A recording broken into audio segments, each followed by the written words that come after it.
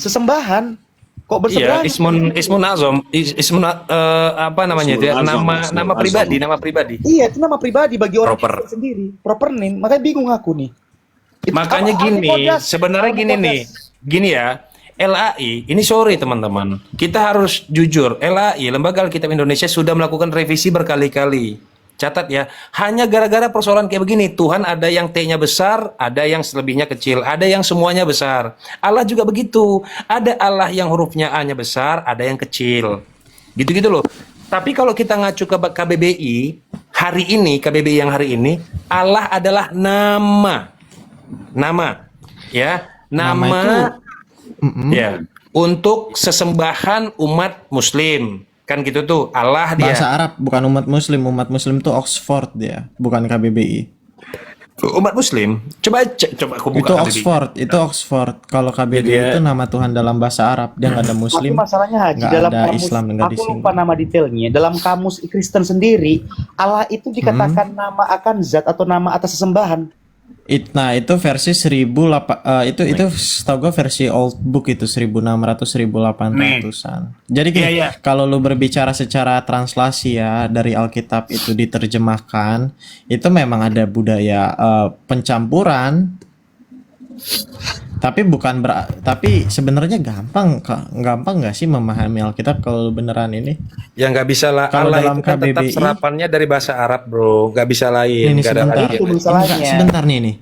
Nih. Teman-teman, soalnya gue tahu nih, tapi gue nggak login sebentar. Misi Karena- Bang Adventis. Saya coba Oke, kasih silakan. gambar. Coba Bang Roni lagi gantian. Bang Roni mau nambahin apa? Enggak, ini aku sedikit lagi nih. Ini teman-teman, Kasih gambar ini nih, teman-teman cepat-cepat aja, kalau dikit aja. login, Sebentar Dikit biar aja. diselesaikan dulu Bang Roni. Dia tanggung kayaknya, dia tanggung tuh. Gladiator tanggung. Ya silakan Bang Ron.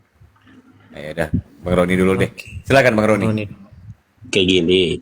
Kalau saya lihat, kalau di kami ya, di kami umat Islam, terkait dengan generic name dengan proper name. Kalau proper name, kalau generic name, dahulunya itu ilah. Sementara proper name-nya ini disebut dengan Allah. Fenomena ini disebut dengan antonomasia. Fenomena proses perubahan gelar dan julukan tertentu menjadi sebuah nama pribadi. Contoh kasus ya. Pada saat para ilmuwan dulu mendefinisikan apa itu substansi terkecil dari alam raya, bagaimana cara menggambarkannya, bagaimana mendefinisikannya, itu kan para ilmuwan nggak tahu gitu, karena belum punya alat observasi. Maka para ilmuwan menjelaskan bahwa substansi terkecil di alam raya adalah atom. Sementara ini apa istilahnya rasionalis spekulatif gitu, karena pengertian atom sendiri itu sesuatu yang tidak terbagi. Ketika penjelasan penamaan ini berdasarkan sifat-sifat umum, kemudian ditempatkan berdasarkan sifat-sifat khusus, kemudian dinamakan menjadi suatu nama bentuk pribadi yang konsisten, nah itu sudah disebut dengan antonomasia. Jadi memang dalam Islam seperti itu. Contoh kasus Tuhan, asal katanya kan kalau dalam bahasa Indonesia kan sebenarnya Tuan. Melalui proses kebahasaan ditambahkan lagi H, berubah maknanya menjadi Tuhan. Asalnya kan Tuan. nah gini, kalau ada orang namanya Abdullah, Lohnya ini ilah apa Allah? Enggak gitu. Abdullah ini Enggak, sebentar, nanti ketemu Bang Adventis, bentar. Oh, ini iya. bahasa sederhana. Ini oke. Ya, ini penting. Penting pertanyaan Ini- ini. Aku jawab ya. Kalau Aku jawab. kalau ada orang namanya Abdullah, Lohnya Oke. ini enggak, sebentar, menurut siapapun itu, Lohnya ini Allah apa ilah? Nanti kan Allah. soalnya gini, ada Ini dua aku jawab paradigma. Ya, silakan. Ya, itu ilah. Kenapa? Karena begini, ada prasasti Umbrayah. Prasasti Umbrayah itu ditemukan di abad kelima. Oke, statusnya di abad kelima. Yang berbunyi begini, Bismika Allahumma ana abdus syam. Oke, dengan menyebut nama, ya, Allahumma ana abdus syam. Aku adalah hamba Syam, hamba matahari. Kan begitu tuh. Nah, Bismika, ya, Bismika Ditambah itu S-nya. ada, betul. Bismika itu ada ismun di situ, ada isim. Isim itu dalam bahasa Arab nama. Nama. Gitu. Itu prasasti Umbrayah di abad kelima ya, yang hari ini Thank you, Pak. sedang menjadi perdebatan besar bahwa Allah itu milik umat Islam atau milik bangsa Arab pra-Islam. Ternyata Nah, Allah itu ada Iya. jurnalnya itu gue punya tuh, tapi di laptop satunya. Iya, nah Tapi gini, ternyata yang lanjut dulu deh Bang Saber. ternyata Allah itu adalah milik bangsa Arab pra-Islam. Tetapi sejarah dari Islam sendiri mengatakan bahwa dahulu Allah itu ditempatkan kepada berhala-berhala seperti Lata Uzza. Allah Lata, Allah Uzza. Kan begitu tuh, Allah beranak dan sebagainya. Sehingga masuklah agama Islam ini untuk Ntar dulu Bang, bukan Allah Lata Allah Uzza. Lata Uzza udah beda lagi. bukan, ini gini, ini pra-Islam, Pak. Iya, emang pra-Islam. Lata Uzza Gini. udah beda lagi konteksnya. Makanya gini, kan tadi pertanyaannya begini, Abdullah itu kan sudah ada nih sebelum Islam ada, betul nggak? Nama Ya. Abdullah itu. Nah, Allahnya itu menurut gini, Allahnya itu kan ditanya sama beliau bahwa Allahnya itu nama atau bukan? Kalau ntar dulu saya klarifikasi dulu ya. Kalau Abdullah itu penyematan nama kepada otoritas tertinggi. Artinya orang ini dia punya keistimewaan yang paling baik gitu. Tapi nama bukan. Kemudian disandingkan kepada sesembahan yang paling dianggap paling superior gitu. Makanya disebut dengan Abdullah. Makanya Seperti nama Abdullah Hashim. Ada lagi orang yang dinamakan Abdul Uzza. Itu sesembahan tertentu lagi. Siapa itu Uzza? Uzza itu anaknya Allah. Anaknya Allah kalau orang Quraisy dulu. Oke, gini, jadi gini, Bentar, biar Bang Haji, bentar dong, Bang klarifikasi Haji. deh. Aku dulu dong Oh, tadi. yaudah, Iya. silakan, bro. Kalau kita pakai misalnya dalam sistem bahasa Indonesia kan itu jelas tuh. Contoh, apa itu Tuhan?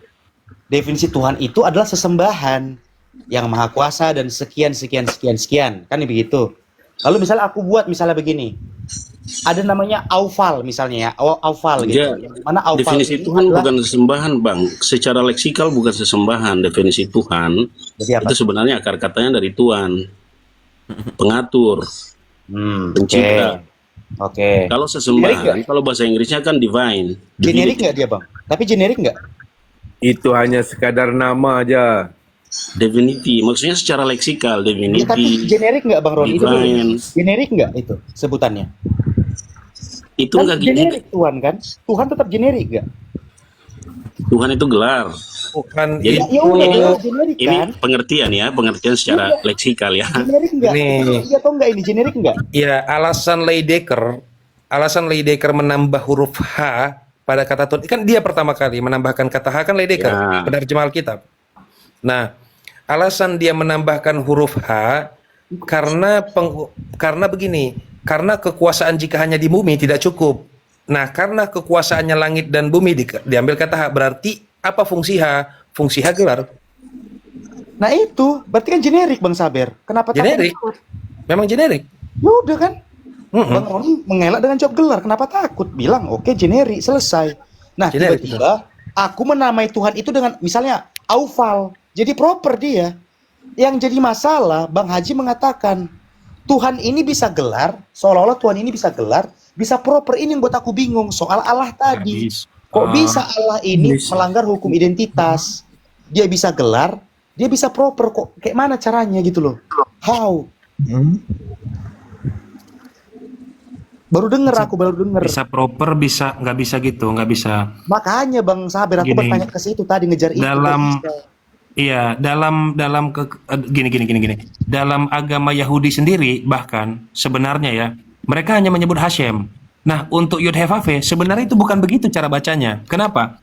Paleo Hebrew tanpa nikut mustahil bisa dibaca. Nggak bisa, nggak ada artinya. Bahkan untuk disebut sebagai proper name aja itu kayaknya nggak cukup. Karena memang nggak bisa dibaca. Betul. Gitu kan, sehingga hanya bisa disebut sebagai apa? Esreye. Nah, Iya, bahwa Tetragrammaton. Tetragrammaton itu dia. Nah, jadi bahwa jika Yod He Vav He dianggap proper name, lalu Allah dianggap generic name, masalahnya dalam perkembangan bahasa tadi kayak dijelaskan sama Pak Roni, ini dua-duanya ini berangkat dari perjalanan huruf-huruf yang tidak punya arti. Dahulu juga kata Allah itu pra-Islam nggak ada artinya juga. Cuman hanya celetukan kayak gitu aja. Pengucapan, nah pengucapan yang nggak memiliki arti, ya statusnya ya paling mentok ya proper, nggak bisa generik, nggak bisa vernakular, nggak bisa common name. Betul. Karena nama unik yang melekat kan, gitu kan Bang Saber. Nama Adam unik tuh yang apa? Adam tuh proper atau generik? Ayo. Wah, Ada yang bisa jawab nggak? Kalau dari etimologi katanya harusnya generik dia itu, Adama. Nah, Adama. Harusnya. Generik bang. Tapi dia Sepertinya menjadi Karena ya, kalau dia malah udah punya harusnya identitas, generik. udah Cuma- punya cuma- identitas tertentu. cuma kan ada Identitas fenomena- kebahasaan, Bang. Cuma kan ada fenomena semacam itu, Bang Roni. Contohnya rock itu kan generik ya, tapi The Rock jadi proper. The Rock itu Iya. Dwayne Johnson kan, rock itu keras kan, Iya bang, atribut emang ya awalnya. itu kan artinya ya, tadi saya bilang ada proses kebahasaan gitu, ada proses antonomasi ya. Iya. jadi ini gimana nih soal Allah ini? Clear ini berarti soal Allah. Beruang Jadi maha Allah besar. belum dapat jawabannya nih. Kalau dari da- pertanyaan. sebentar, kalau dalam ilmu penulisan, as far as I'm concerned ya, karena ini materi baru, gue tuh nggak pernah ada yang ngomong gitu sebuah kata itu tidak bisa bermakna ganda. Kalau justru Enggak bang, ini ada bukan istilah- bermakna ganda. di semi Proses bang, kata ini Bang. bermakna ganda. Makanya gini, sebentar aku jelasin dulu. Kata Allah di dalam Alkitab itu nggak cuman merujuk kepada Tuhan aja. Itu kalian tahu nggak? Kata Allah itu bisa kepada hakim-hakim kecil, itu ada di Daniel. Bisa mengacu pada Allah-Allah lain, bisa kepada Mammon. Jadi Bang, maknanya ini maksudnya polisi begini. bisa Ya udah bisa paham, diproperkan, bisa dikamenkan secara hermeneutik, Bang Advent. Kalau makanya pernah tuh dikritik kan. Kalau gitu kenapa nggak pakai kata Tuhan aja yang lebih netral? Tuhan-Tuhan lain di hadapanku. Kenapa harus pakai kata Allah? ada tuh, Kenapa ada harus ayatnya. gitu? Ada ayatnya. Tuhan itu ada ayatnya tuh. Di hadapan Tuhan-Tuhan lain. Ada tuh ayatnya. Itu ada kok Bang Seber. Nah makanya Ada itu Bang Haji, Quran makanya pun ada. Gini, kalau mau kritik gini, kalau dikritik itu bisa dikritik, tapi apakah itu salah secara keilmuan? Gue belum menemukan antitesisnya gitu ya. Ngerti ya nggak kita maksud kan gua? jadi bingung jadinya Bang Haji kalau misalnya nih kita bilang dia proper. Apakah dia ini Ya harus di hermeneutik, nggak bisa. Udahlah, enggak. gini aja lah, Baca udah. Alkitab itu gini Bang Adventis, sebentar Bang Seber. Kalau menurutku justru gue sukanya baca Alkitab karena banyak kata yang bermakna ganda. Artinya lo nggak bisa pahami dengan satu ayat saja. Justru itu lo bisa jadi lebih paham gitu. Misalnya kayak gimana? Kayak Yohanes 1, kayak Yohanes 1 ayat 1, ataupun lo compare dengan misalnya Matius 28 ataupun Kisah Para Rasul, onoma dan onomati. Itu katanya sama, kata dasarnya itu onoma. Nama di dalam nama atau dengan nama. Tapi maknanya akan berbeda tergantung dengan kontekstual ayat sebelumnya ataupun ayat sesudahnya. Itu dalam bahasa Arab apa ya? Bung Haka. Kinayah. Gua nggak paham gua gitu. Kalau dalam bahasa Arab namanya kinayah. Kalau saya pakai Jadi konteks kata ini dipengaruhi oleh kalimat sebelumnya ataupun sesudah. Jadi dia bisa merujuk ke enggak, maksudnya bukan manapun. sebatas itu aja. Ada pemisahan. Proses anomasia itu artinya pemisahan kategorisasi. Jadi sudah ada pemisahan secara kategoris di situ. Taksonomi lah kalau di Indonesia itu ya. Ya, bisa juga bisa. Kalau taksonomi kan pengelompokan berdasarkan ras, Ya, Berarti yang benar kesamaan. ini sifat-sifat biologis lah. berarti kesimpulannya ini antara Bro Advent dengan Haji Gladiator, yang benar nih mana nih? Oneness atau tertunggal? Langsung voting aja. tunggu Bang Saber, seolah-olah gini loh, gini ya, Hah? Bang Haji ya. Contoh nih ya, kita misalnya ada nats Alkitab. Aduh, ini udah Bung Haka, aku tahu engkau adalah manusia. Manusia di sini generik. Wup. Bung Haka namanya misalnya. Tapi tolonglah Bung Haka, jangan ada manusia-manusia lain lagi di hadapanku untuk menenangkan hatiku. Manusia-manusia lain ini tetap konsisten menggambarkan generik. Gelar-gelar Ya, manusia betul. lain. Bukan membantah akhirnya bahwa gara-gara ada konteks manusia lain ini bisa jadi proper. Berarti Haji seolah-olah memaksa saya. Bung Haka itu nama aslinya bukan Bung Haka, tapi Bung Haka namanya manusia dan kebetulan dia manusia. Seolah kayak gitu yang mau kamu paksa tuh, Haji. Oke, kalau seolah seperti itu, hal itu akan masuk akal kalau lu cuman paham dalam satu kalimat tersebut, ngerti nggak? Justru kenapa Alkitab itu menurut gue sesuatu yang berbeda? Karena misalnya kayak tadi di ayat pertamanya ataupun di ayat ke-6-nya menggunakan diksi yang sama, kyrios, tapi kyriosnya merujuk pada hal yang berbeda. Tapi kenapa make sense? Karena Justru Yesus yang karena ngomong, udah kujabarkan tadi.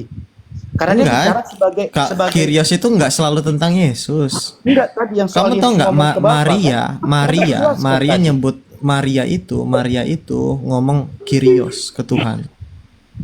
Ya, ada sih satu hal yang cukup untuk menyelesaikan ini ya. Jadi Fakta sebentar Bang Sebar, ini aku kritisi dulu ya. Jadi menurutku Bang Adventis, kamu terlalu early kalau kamu cuman ngomong yang bisa nyebut Tuhan itu Kyrios atau Bapa itu Kyrios cuman Yesus, itu keliru. Udah gini aja, Kenapa? faktanya, fakta Alkitab, Yesus tidak pernah dipanggil Bapa atau Theos. Selesai. Nah, itu selesai pertama. sampai di situ. Itu pertama Bang Saber. Yang Udah, kedua, kelar dah. Haji jangan dulu bicara soal sebutan kurios kepada Allah, sebutan ini kepada ini.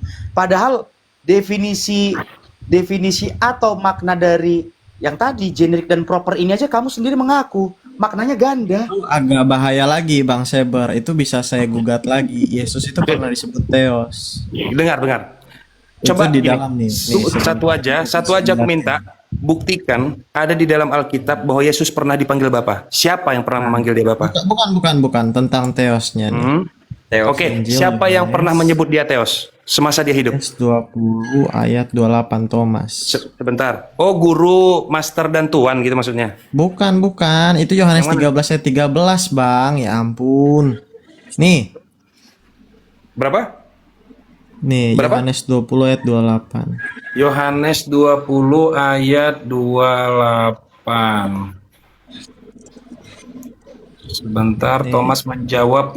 Ini dalam Ya. paradigma kekristenan ya. Nih, teman-teman baca aja yang ininya nih. Uang maha besar. Nih, o kurios mo kai o theoso mo. Nih Theos nih. Sebentar. Bisa Yang digugat juga kan? Ya Tuhan. Dalam pandangan kekristenan, ayat Yohanes 20 ayat 28 itu lagi mengakui tentang keilahan Yesus Kristus. Kenapa disebut seperti itu? Karena ketika Yohanes 20 ayat 28 dia ngomong tentang Allahku, ya Tuhanku dan Allahku, Yesus itu nggak menentang kealahan dan ketuhanannya. Justru dia melihat, karena engkau telah melihat aku, maka engkau percaya. Ayat ini referensinya apa? Tentang penglihatan-penglihatan ini kan ada si Petrus kalau nggak salah tentang melihat Bapa atau melihat ini. Tapi ini secara esensi ya, jangan jadi oneness teman-teman. Bisa kok nih. Dalam pandangan kekristenan tuh Tuhan dan Allahku, kata Thomas tuh Theos kok dia ngomong. Oh enggak, ini bicara Tapi ada tentang dan, ini kan? sih. Iya, Dan itu apa? Kalau Theos, kalau udah ngomong ke Theos berarti udah bukan satu substansi lagi, tapi satu Nih, persona itu, Bang. iya. Kur- Jadi ku- Kurios tuh ego lawanan kai situ. oteos. Jadi kalau dibilang dan itu bukan berarti dua sosok juga. gini, Ngerti nggak? Kenapa aku bilang nggak merujuk pada dua sosok? Karena di sini kalimat sambungnya cuman kai o. Jadi ini kayak sama gitu, ngerti nggak? iya, jadi itu bukan merujuk kepada ya Allahku, itu bukan merujuk kepada dia Yesus sebagai entitas di situ, Bro. Jadi Itu kan bisa ekspresi didebatin Thomas. lagi. Aku kalau dibilang kalau bisa dibilang ini nggak merujuk pada Yesus, ini cuman kayak ya Allah gitu. Bukan, Itu juga ucapan agak susah. itu ada pada saat kebangkitan, Bro. Jadi ini gini nih. Ucapan Ya itu memang kan kebangkitan. ya.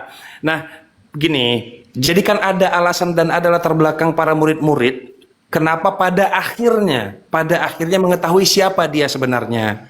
Ya kan? Semasa hidupnya belum pernah ada yang memanggil dia Bapa, belum ada. Belum ada. Semasa hidup tuh maksudnya gimana sih Itu semasa bisa hidup? dijawab Bang Saber. Aku pernah berdebat itu sama pendeta. Jawaban pendetanya sangat bagus. Jadi para murid dan Maria itu taunya Yesus itu adalah putra Allah.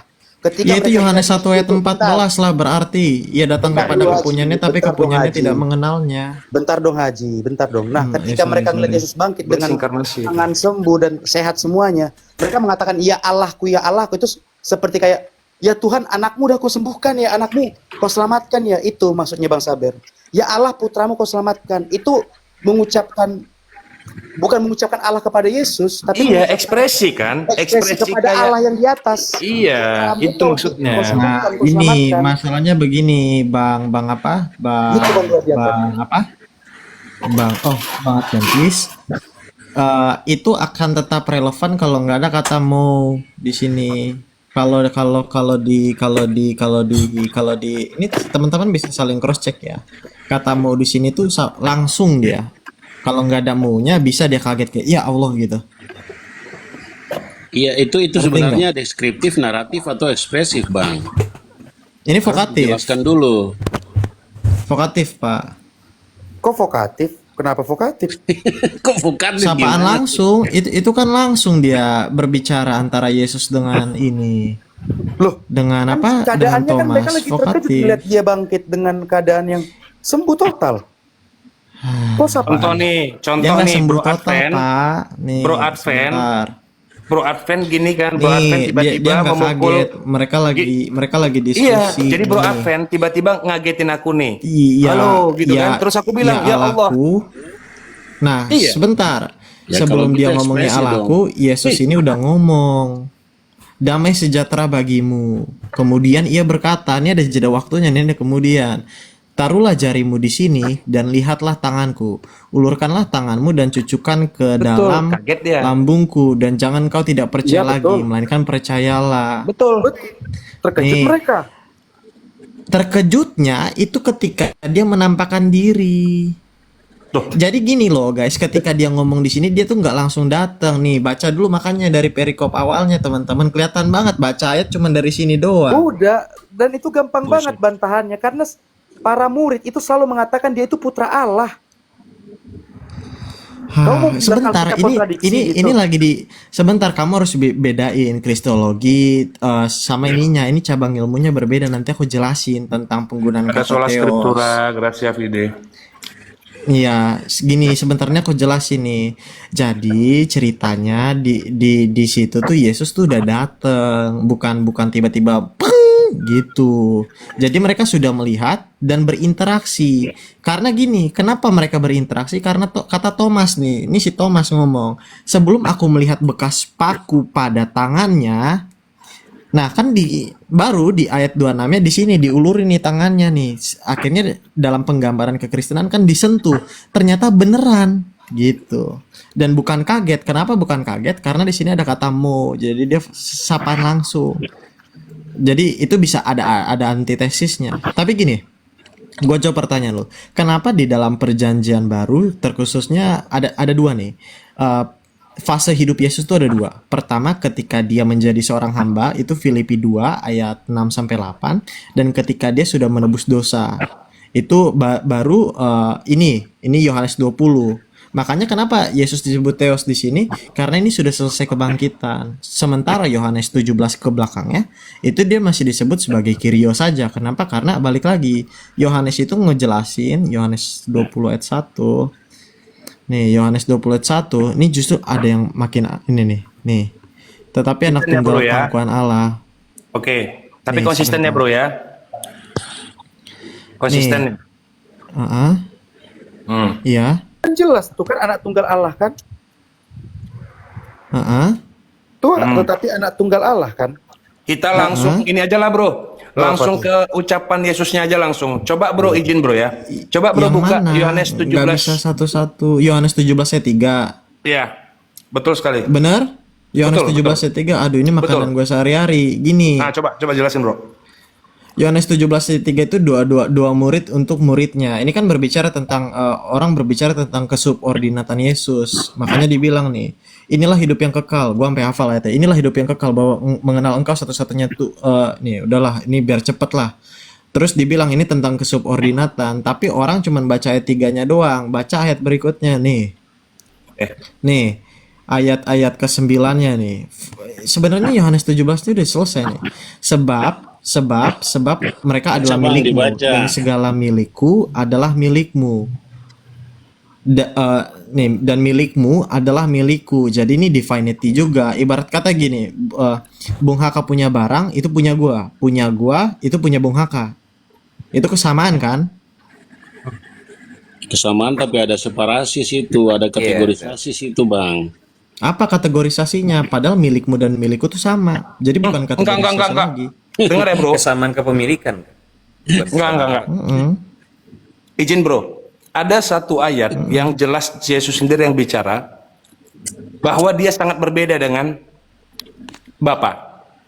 Ya bebas, bisa silahkan kamu bawa ayatnya Dari- kita boleh baca nggak? secara hermeneutik. Kamu bawa Oke, Yohanes coba 17, dibacakan aku secara jelasin. hermeneutik. Teman-teman boleh ya ikut bareng ya bedah ini ya. Aku cuman minta satu nih sebelum tidur. Coba kita coba tolong bantu aku bedah Yohanes 12 ayat 44. Yohanes terus pastikan kalau Yohanes itu. Ya, Bang? Apa Bang? Yohanes berapa? Yohanes 12 ayat 44. Atau 44 bang? 44 44. Fokus Yohanes.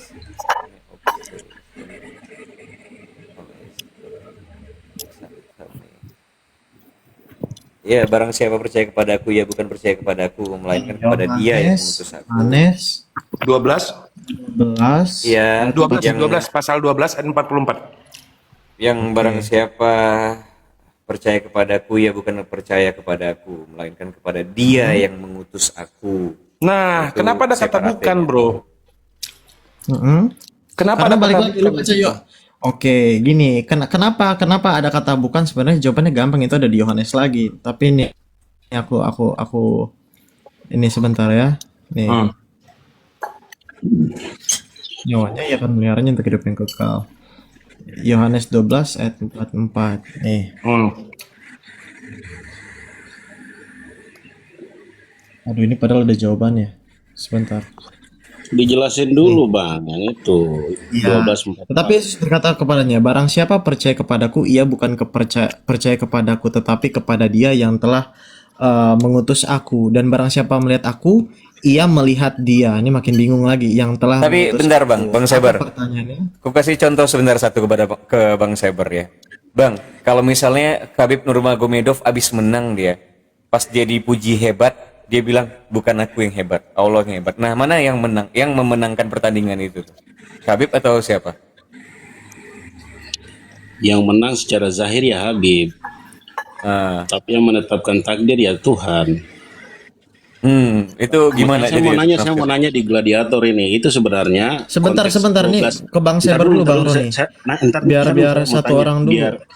Nggak, saya mau tanya biar dilurusin dulu. Itu sebenarnya 12:44 menurut Bang Gladiator itu relasi kuasa apa subordinasi kuasa? Harus dijelaskan dulu. Ya, oke, ini aku jelasin jawabnya. Kenapa dia bilang bukan percaya kepadanya tapi percaya kepada Bapa? Karena dia, apalagi fokus dalam Yohanes, itu untuk menyatakan sang Bapa. Makanya dia mengeksplisit ini. Jangan percaya kepadaku. Ia barang siapa percaya kepadaku, ia bukan kepada Bapa tapi kepada Dia. Nah, dia ini sedang menyatakan si Dia. Siapa si Dia? Ini kan Yohanes 12 Pak ya. Iya, kenapa Kalau harus kalian dibilang bukan, baca Bro, Yohanes maksudnya? 12. Sebentar. Ya ini aku jelasin. Sebentar. Kenapa dia? Karena fungsinya dia datang ke bumi untuk menyatakannya. Kalau dia ngomong dia aja bukan si Bapa, berarti firman ini gagal. Justru tujuan dia datang kepada bumi itu salah satunya untuk menyatakan sang Bapa. Tidak ada seorang pun yang pernah melihat Allah, tetapi anak tunggal Allah yang ada di pangkuan Bapa, dialah yang menyatakannya. Ini referensinya bisa Daniel 7. Dan kenapa dia menolak? Balik lagi, ini ada jawabannya, ada di Filipi 2 tentang misi dia. Jadi gimana peran secara ekonomis sama peran secara hakikat berbeda. Nih, yang walaupun dalam rupa Allah tidak menganggap kesetaraan dengan Allah itu sebagai milik yang harus dipertahankan ketika ia menjadi manusia, melainkan telah mengosongkan dirinya sendiri dan mengambil rupa seorang hamba. Artinya dia memposisikan diri dia sebagai hamba. Ketika dia bilang itu gara-gara aku, bukan gara-gara di atas. Pertama, dia tidak menyatakan sang Bapa. Yang kedua, yang paling penting, kesetaraan dengan dia bilang kan nggak menganggap kesetaraan dengan Allah. Justru dia menganggap, berarti dia masih pakai hakikat dia gitu, menyatakan hakikatnya.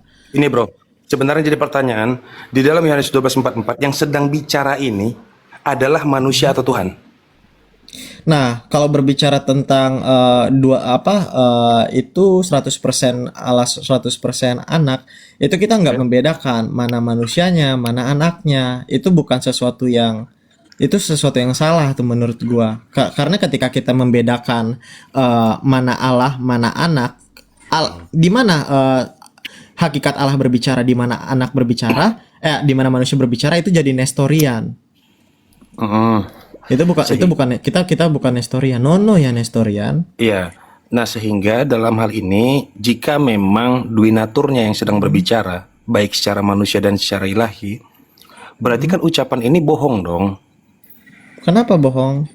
Karena dia bilang bukan Dia nggak percaya menyangkal kepadaku. hakikatnya. Dia menyatakan ini misi, men. Bukan percaya kepadaku. Kunya itu siapa maksudnya itu? Yang dia maksud. Bukan percaya Ya, kepadaku Yesus. katanya. Nah, Yesus sebagai Zahir. Yesus pada saat itu. berarti kan Apa gini bunyinya maksudnya nih. sih? Barang siapa yang percaya kepada Tuhan, maka dia bukan percaya kepada Tuhan, melainkan percaya kepada Allah. Kan sebenarnya kalau diganti kata Yesus dengan kata Tuhan, barang Nggak siapa bisa, itu yang percaya generic, kepada men. Tuhan, Bingung nanti kalian.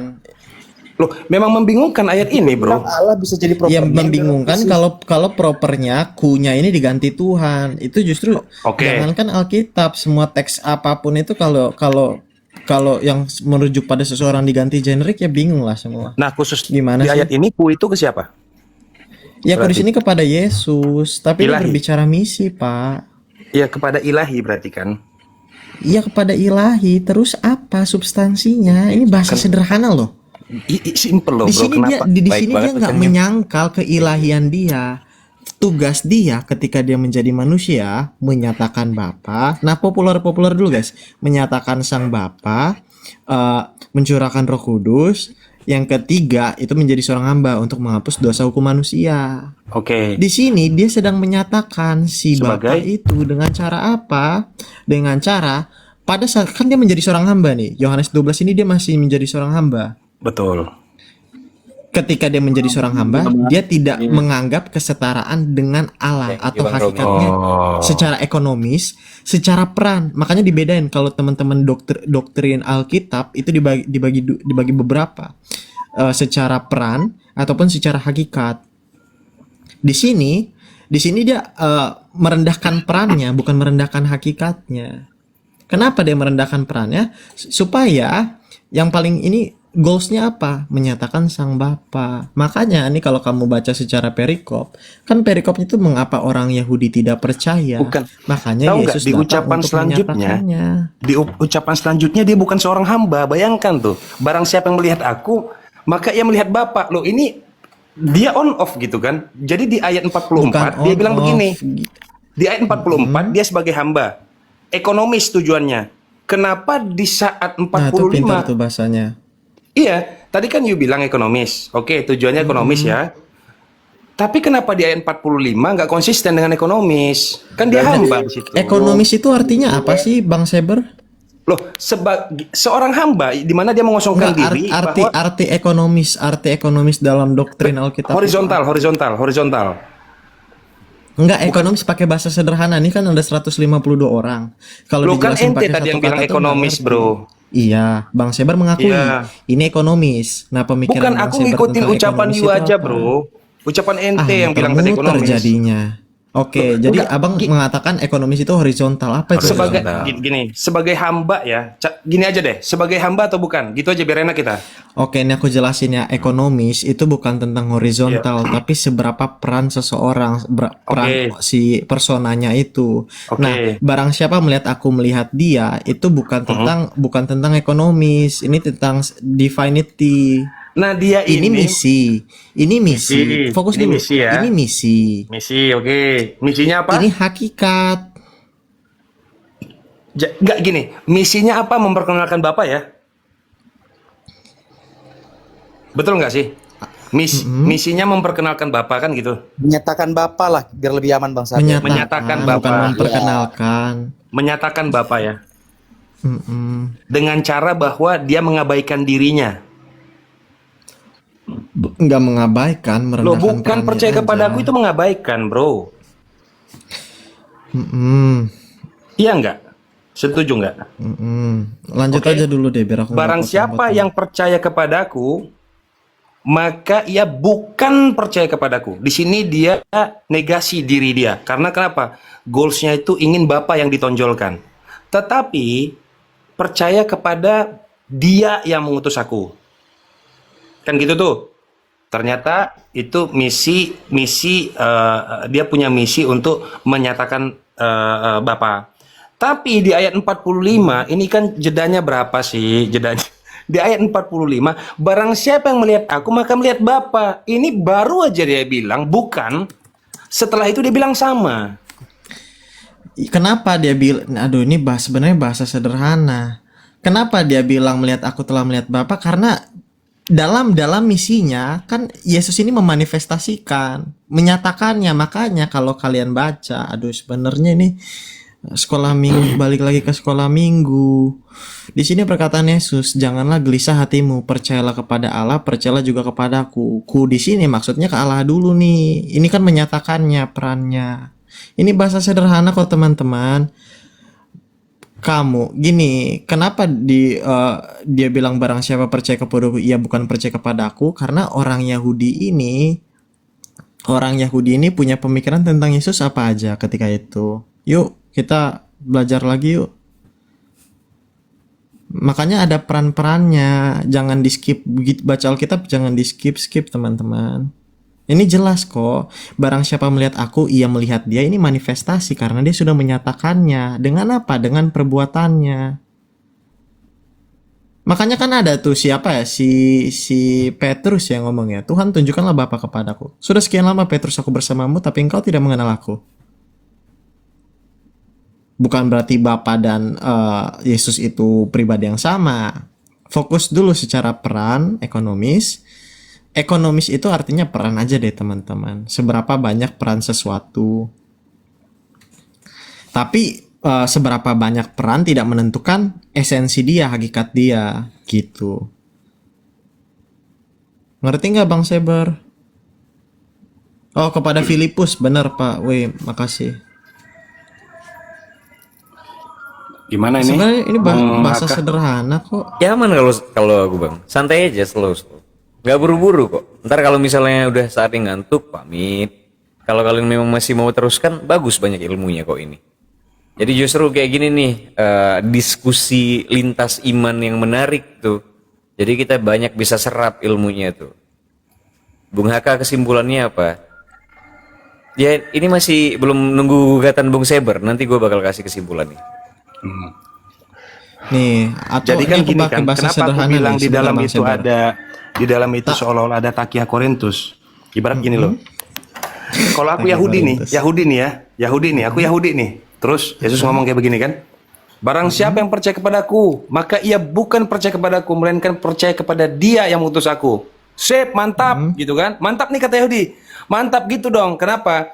Karena kami hanya ingin mendengar bahwa Hashem itu bukanlah seorang sosok gitu loh, melainkan entitas tertinggi, kan gitu tuh. Nah, ini Tujuan.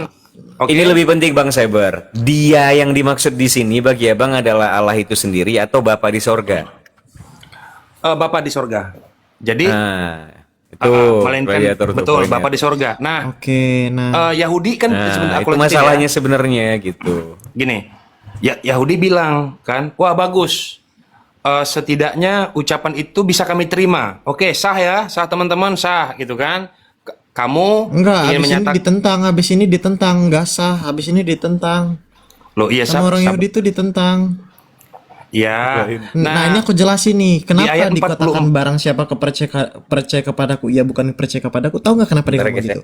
Karena Kenapa? kalau orang Yahudi percaya kepada dia, ujung-ujungnya nggak bakal percaya. Lihat, Yahudi tidak percaya. Kenapa?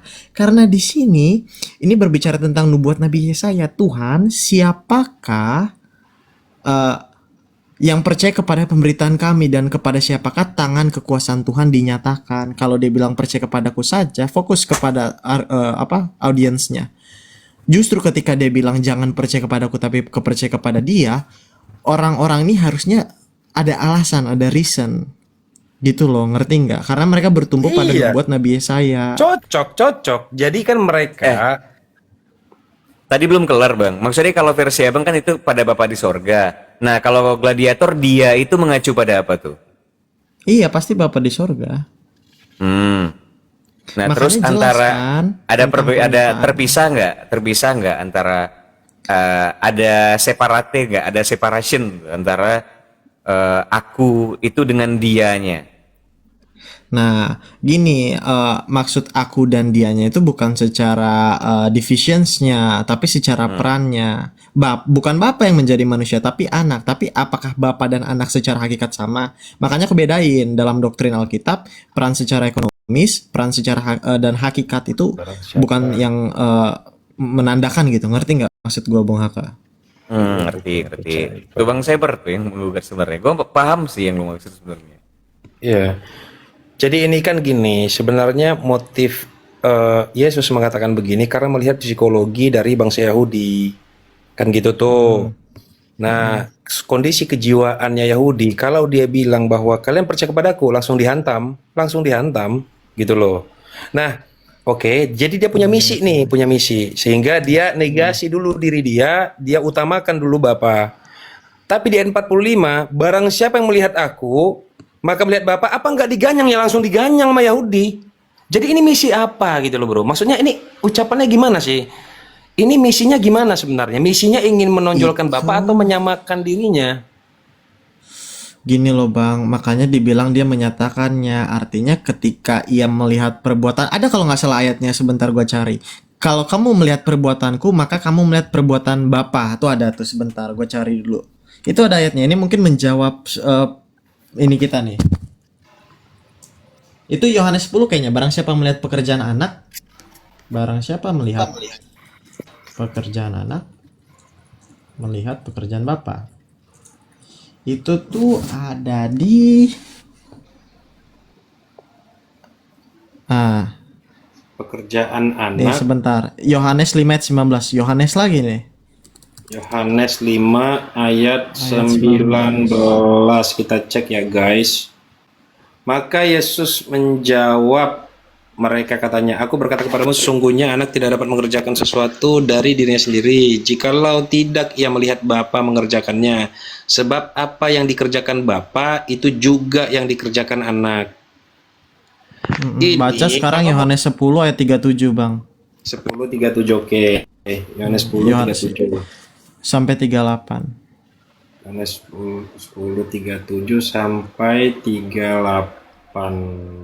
Oke. Jikalau aku tidak melakukan pekerjaan-pekerjaan Bapakku, janganlah percaya kepadaku. Oke. Lalu 38, tetapi jikalau aku melakukannya dan kamu tidak mau percaya kepadaku, percayalah akan pekerjaan-pekerjaan itu, supaya kamu boleh mengetahui dan mengerti bahwa Bapa di dalam aku dan aku di dalam Bapa. Berarti kita dapat poin, apa yang Yesus kerjakan itu dikerjakan oleh Bapa. Setuju? Setuju kalau itu. Jikalau Oke, aku kalau kayak tidak begitu, barang siapa melihat aku telah melihat dia, itu kan berarti secara pekerjaan. Kenapa secara pekerjaan, gladiator, bukan secara hakikat saja? Baca baca perikop sebelum yang tadi, Yohanes 14 tadi, tentang nubuat Nabi Yesaya. Itu tentang pekerjaan. percayalah akan pekerjaan-pekerjaan itu, supaya kamu Aduh, mati lagi laptop gua.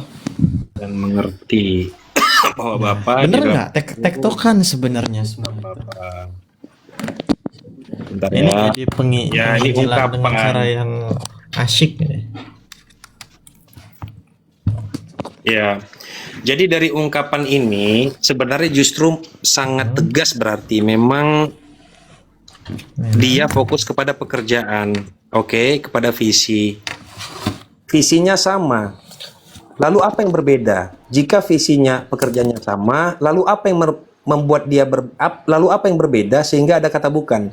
Nah, berarti yang berbeda hakikat. Bukan gini Pak, kenapa dia bilang tidak percaya kepadaku saja? Kalau ngomong percaya kepadaku saja, makanya ada tuh Yohanes 10, Yohanes 8, Yesus dilempari dengan batu. Itu tuh Yahudi tidak akan pernah percaya. Justru ketika dia merendahkan dirinya dan merendahkan secara peran ya, itu tuh orang Yahudi setidaknya punya alasan nih. Oh, dia memenuhi nih apa kata nubuat Nabi Yesaya. Dan barang siapa melihat aku, ia melihat dia yang telah mengutus aku. Itu tuh pasti tentang apa? Tentang pekerjaan juga bisa, secara hakikat juga bisa. Baca ayat 49-nya. Nah, bagus nih. Ini ayatnya bagus nih ternyata nih. Aduh, maafin gua Tuhan gak baca. Sebab aku berkata-kata bukan dari diriku sendiri, tetapi Bapa yang mengutus aku, dialah yang memerintahkan aku untuk mengatakan apa yang harus aku katakan dan aku sampaikan. Jadi apa maksud ayat ini? Berarti kejawab dong poinnya. Dia menyatakan sang Bapa dan dia berkata-kata untuk orang-orang ini paham. Sesimpel itu kok. Sebab aku berkata-kata bukan dari diriku sendiri, tetapi Bapa yang mengutus aku. Nah, bro, coba bro gini bro. Menurut logika doktrin ente bro, bahwa jika Yesus itu tidak pernah berkata-kata dari dirinya sendiri, melainkan dari Dia. Nah, pertanyaannya, Dia ini berkata-kata dari dirinya sendiri atau dari yang lain lagi? Maksudnya sang Bapa. Betul. Pakai sang Bapa aja deh. Jadi Betul. kalau Yesus berkata dari sang Bapa berkata dari di mana? Begitu maksudnya. Betul sekali. Ya dari dia sendiri, nggak perlu dari orang lain. Kenapa? Kan nanti ada pertanyaan, kenapa Yesus harus berkata-kata dari Bapa? Karena dia itu balik lagi ke dalam Filipi maupun ke dalam Yohanes 1 ayat 14. Karena ketika dia menjadi manusia, tugas dia bukan menggunakan hakikat kealahannya saja, tapi menyatakan sang Bapa. Gitu, bro. Ngerti nggak maksudku? Sederhana kok bahasaku. Enggak, ya kalau posisi Dwinatur sebagai 100% manusia masuk. Tapi kalau masih melibatkan 100% keilahian ya itu nggak masuk. Gini loh, bahasaku simpel ya. Ini mungkin dimengerti semua teman-teman. Kalau Yesus tidak punya keilahian 100%, maka benarlah perkataan orang Yahudi bahwa Yesus adalah penyesat. Simple. Dengan hukum Taurat, jika Yesus diadili dengan hukum Taurat, maka dia pasti bersalah 100%. Dia mengampuni dosa manusia, itu ada di Lukas. Dia memberikan hidup yang kekal. Jadi sederhana gini, kalau lu nggak setuju sama diksi 100%, gue kasih antitesisnya. Kalau dia bukan 100%, maka gue sangat setuju dengan orang Yahudi bahwa dia itu menghujat hukum Taurat. Orang dia mengampuni dosa, dia memberikan hidup yang kekal. Ya kalau dia bukan Tuhan itu sendiri, ya kurang ajar lah Dia Yesus ini. dia kan bisa mengampuni dosa karena kan dia diberikan kuasa kerajaan Nah, surga, tapi di langit dalam dan bumi. Alkitab, di dalam Biblikal, Tanak, Torah, Ketuvim, Neviim, tidak ada seorang pun yang diberikan kuasa untuk menghapus dosa. Nah, Itu namanya ini kontradiksi cocokologi. dong jadinya. Perjanjian Nah, lama dengan baru. makanya gue bilang gini, gini premisnya. Kalau ada yang mengampuni dosa di dalam hukum Taurat, itu pasti Tuhan. Yesus itu mengampuni dosa. Ada muncul dua Betul. pertanyaan. Karena- Pasti dia antara Tuhan atau dia tidak Tuhan. Tapi sayangnya di dalam Alkitab, kenapa orang percaya, bahkan Paulus sang terpelajar itu percaya kepada dia? Karena make sense. Berarti Karena Tuhan dia benar. diberi kuasa, itu jawabannya bro. Karena dia Nggak, diberi gini, kuasa. kalau dibeli, aku jelasin makanya. Kalau diberikan kuasa, orang Yahudi itu tidak mungkin akan melempar Yesus dengan batu. Ngerti nggak? Kalau ada di dalam kitab mereka bahwa ada nih nabi yang pernah dikuasa untuk menghapus dosa, nggak mungkin Yesus ini dilempari batu. Justru karena out of context, tidak ada tertulis di dalam perjanjian lama, itu tuh pasti makanya dilempar. Makanya kan gue bilang di dalam perjanjian lama yang menghapus dosa pasti Tuhan. Yesus menghapus dosa. Sabar dulu. Kan ada sabar dua dulu. premis nih, ada dua Di dalam outcome. Yesus perjanjian bukan Tuhan, lama, Yesus Tuhan. ya sabar bro. Di dalam perjanjian lama hanya Tuhan yang bisa menghapus dosa. Oke? Di dalam perjanjian baru, ini perjanjian baru berarti kan pada saat adanya Yesus, hadirnya Yesus sebagai manusia. Oke? Di dalam perjanjian baru Yesus bisa mengampuni dosa. Tetapi di dalam perjanjian baru juga bahwa dia bisa mengampuni dosa karena dia diberi kuasa. Betul atau enggak, Bro? Bisa, tapi nggak menjelaskan itu semuanya. Ngerti nggak Ya, maksud sedangkan saya? Yahudi tidak percaya bahwa dia seorang Mesias, dia seorang raja. Makanya persoalan Yahudi itu kan simpel. Yesus kan dianggap sang penista. Gini, benar. Tahu nggak kenapa? Karena bahkan ketika dia mengklaim seorang Mesias, ada nggak nubuat Mesias akan mengampuni dosa? Nubuat Mesias di mana? Di Yesaya. Enggak nubuat Mesias di dalam perjanjian lama bahwa dia akan mengampuni dosa. Iya, di mana tuh? Di Yesaya, Ulangan, Bilangan, yang mana? Aku belum Apapun tahu. itu, kitab-kitab nabi besar maupun nabi kecil ada nggak? Sebentar. Kayaknya nggak ada ya. Justru karena nggak ada, bahkan jika dianggap Yesus Mesias itu melampaui kekuasaan dia. Gitu. Makanya dibilang kan, dia datang kepada kepunyaannya, tetapi kepunyaannya tidak mengenalinya.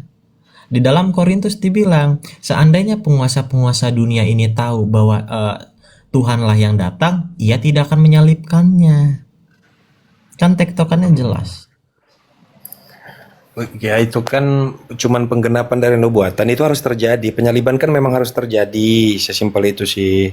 Penyaliban itu mau caranya bahkan kayak gimana pun, mau Yahudi sambil ketawa-ketawa tetap akan tersalibkan, walaupun mereka happy gitu, bukan sakit hati. Kenapa? Karena memang tujuan penyaliban itu penggenapan nubuatan, jadi nggak bisa dikasih Nggak alasan, bisa. nggak bisa dikasih Nubuat alasan itu pasti jika harus dari pemberontakan. Itu Yesaya 53. loh, bro, konsep nubuatan ini kan sesuatu yang sudah gini, pernyataan yang akan terjadi di masa mendatang. Itu kan nubuatan tuh. Jadi sesuatu yang berita yang akan terjadi di masa depan. Nah, Ini masuk yang ke isu yang heboh kemarin itu. Penyaliban Yesus rencana Allah apa rencana iblis? Bapak. itu rame itu. Nah, Atau rencana Bapak atau rencana iblis? Itu berat itu. Itu sebenarnya sampai itu sekarang masih berat itu. Enggak, itu jawabannya simple sih. Luther udah pernah ngomong gini, rencana itu akan terjadi jika tujuannya terjadi. Rencana berhasil jika tujuannya berhasil. Setuju? Hmm. Masalahnya di sini ada dua pihak yang punya rencana. Si iblis yang ingin membunuh sang Mesias, ataupun Bapa yang ingin menyelamatkan dosa manusia. Dua pihak punya rencana, tapi rencana mana yang berhasil? Rencana Bapa. Ternyata dia bangkit, berarti karya keselamatan itu rencana Bapa. Bukan. Tetapi dalam Bukan. prosesnya memang iblis tuh punya andil dalamnya, tapi dia bukan berarti berjasa. Oh, enggak. Dia gini. Tanpa iblis. Beda lagi. Tanpa iblis, penggenapan itu tidak terjadi. Sebenar, diksinya gini, sesuatu dikatakan berjasa jika seseorang memiliki niat baik di dalamnya. Makanya dalam pelajaran sejarah tidak pernah dikatakan Belanda itu berjasa buat kemerdekaan Indonesia. Dikatakan berperan, bukan berjasa. Kenapa? Karena niat Belanda itu bukan untuk memerdekakan Indonesia sebenarnya. No. Bukan kemerdekaan, tapi Belanda memiliki jasa untuk sumber-sumber minyak tradisional di Aceh. Kan gitu. Bukan, enggak. Ini kita kan fokus Walaupun- kemerdekaannya. Kita fokus kemerdekaannya, Pak. Oh, fokus kemerdekaan. Fokusnya kemerdekaan. Iya, yang Ngerti berjasa. nggak? Ini kan sebenarnya bahasanya simple. Berperan bukan berarti berjasa. Gini, berjasa itu tidak mengenal baik dan buruk. Jasa itu Berjasa keterlibatan. itu prasyaratnya niat baik. Bagi Gini deh, Joker. kalau bagi Joker misalnya yang berjasa itu bukan- ini saya sederhana nih. Saya misalnya membun Bung Haka. Bung Haka masuk surga. Berarti Bung Haka masuk surga gara-gara jasanya saya. Itu kan aneh kan? enggak Saya aneh. berperan, tapi itu aneh, Pak. Enggak aneh. Jasa itu prasyaratnya niat baik. Iya, tapi harus ada sebab akibat hal itu bisa terjadi. Itu nggak bisa dilepaskan sebabnya. Akibatnya masuk surga. Aku kan- Sebabnya kita kan nggak berbicara kausalitas. Sebabnya itu dinilai. Kalau dia berniat baik, maka itu dapat Ya. disebut sebagai jasa. Oke. Jika itu tidak berniat baik, maka itu tidak dapat disebut sebagai jasa. Oke. Sekarang kalau Penyaliban kita itu ngomong karya. atau gini Oke. deh, atau gini Gini deh, Aku kasih simple deh. Hmm. Gini aja deh, penyaliban itu karya siapa? Iblis atau Oke, Allah? simple ya. Di dalam kekristenan, penyaliban itu bukan sebuah karya. Karya di dalam kekristenan mengacu pada keselamatan. Karya keselamatan. Nggak ada sejarahnya karya penyaliban. Iya, tahu Itu cuma karya. diksi yang gue temu di TikTok. Oke. Bahwa syarat untuk dia bisa menyelamatkan umat manusia, dia harus mati. Sah ya? Sah. karya kematiannya itu disebabkan karena iblis. Oke?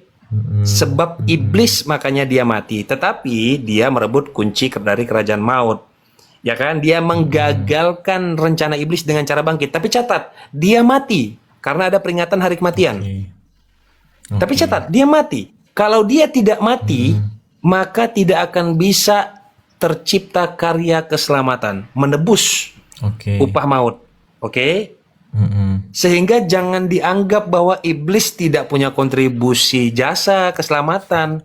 Punya. Aku nggak suka. Makanya aku bilang kalau digunakan diksi jasa, gue nggak setuju. Berarti apa Diksi contohnya? peran gue setuju. Peran. Makanya kayak Tapi- kayak gini deh. Indonesia. Tapi memang Indonesia- ada, kalau itu tuh sebenarnya ada pandangan antara definisi umum sama definisi moral sih, Gladiator. Kalau tentang jasa itu punya syarat niat baik, itu definisi moral itu. Itu para Kantian makanya itu. Tapi kalau misalnya jasa pada KBBI, ya dia nggak punya persyaratan niat, dia pada perbuatannya tok gitu. Jadi perbuatan baik, ya maka dia disebut jasa gitu. Jadi dia bukan pada dampak, bukan pada niat, tapi pada perbuatannya. Nah, membun-bun itu nggak bisa jasa, karena membun-bun itu udah salah dari niatnya gitu. Tapi kalau jasa harus punya niat baik nggak juga, karena KBBI nggak kenal itu sih. Ya. Ya kan kita nggak dalam pandangan KBB, makanya tadi aku highlight biar aku tidak terjebak lagi di dalam kejadian kemarin yang salah data. Ya intinya gini sih, Makanya setuju atau tidak, jika tanpa iblis karya keselamatan tidak tercipta, setuju nggak? Enggak, gua nggak bisa bilang kan ada dunia nih, berarti seandainya ada dunia di mana iblis itu karya penyaliban itu kan berarti bergantung nih dengan iblis. Sangat Justru bergantung, itu- sangat. Nah, berarti kan ada dunia yang mungkin. Kalau gue sih percaya aja ya. Tapi gini, gue lebih ke substansinya. Apa tuh? Kalau Tuhan sudah berkehendak dan sudah berencana, maka kejadian itu pasti terjadi. Bukan lagi tentang keinginan manusia.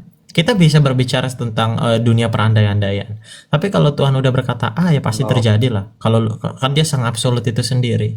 Ya, tapi kan Jadi dalam bukan karena gini, jadi fokusnya bukan karena iblisnya, tapi karena Tuhan sudah merencanakan jalannya seperti itu. Jadi bukan- bahaya banget tuh dalam doktrin kekristenan, Tuhan tidak pernah merencanakan kematian. Tidak pernah, Oke, bro. simple ya. Di dalam kekristenan, Tuhan Tidak itu pernah ada selalu menggunakan, dengerin. Di dalam kekristenan, Tuhan tuh selalu memutar niat jahat menjadi niat baik. Kalau kamu baca Kejadian 50, Itu beda apa dengan Kejadian berencana, 50 kan? Enggak.